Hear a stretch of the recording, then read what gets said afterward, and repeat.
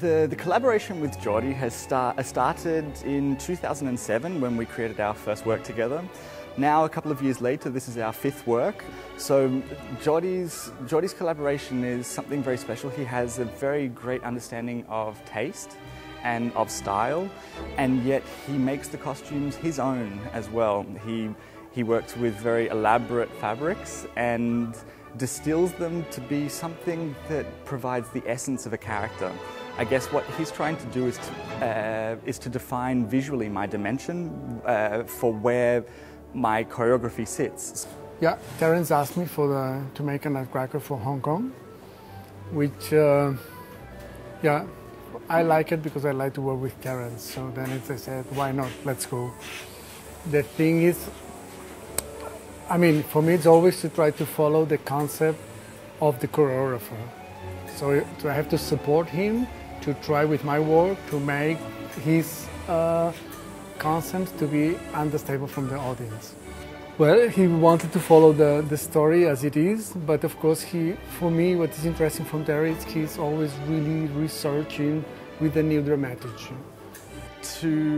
When we were meeting people here in Hong Kong, and older generations were a little worried that the legacy of the past was also disappearing a little bit. So they were taking us around to colonial buildings within Hong Kong, and I thought that might be a lovely way to marry the past of Hong Kong together with where we are now. And so we decided not necessarily to set it within the colonial period, but to have an essence of the colonial period there. So one decision by Jordi was to set it within the post-Victorian era, and the costumes are quite exaggerated and quite large forms.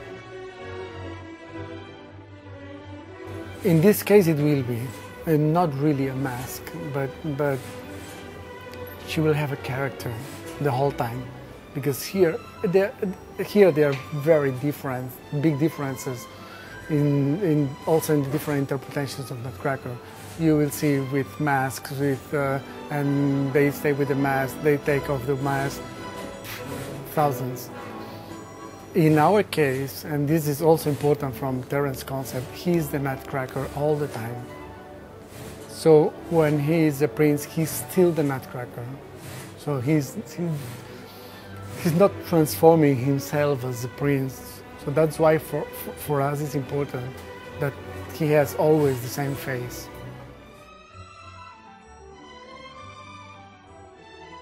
Here it's for him very important that he must be scary and disgusting and mean. And because if you look for the original Hoffman's tale, it's amazing. It's really amazing. As a really bad character. We have dancers and they are persons, so they are not. He's not a rat. So that's why I thought it could be great to make a kind of character which was somehow human animal, or more animal than human. So that's why if you saw the drawing, the body is really a body from a man, very strong man. But the face, of course, is this scary. And he has two faces. He has two faces because it's part of his power. So even he's around, you cannot look at his eyes. He has eyes in the front, eyes in the back. Well, it's a collaboration between the people and the workshops. And of course, it's one part made in one shop, another one in another one. So then, of course, my lighting designer, who will come also to work for the piece, he will work with the mask to make the lights inside. So it's a collaboration of many people. Especially Sugar Plum Fairy in this ballet, she will be the ballerina. So anyway, we are following this classical ballet in the classical version.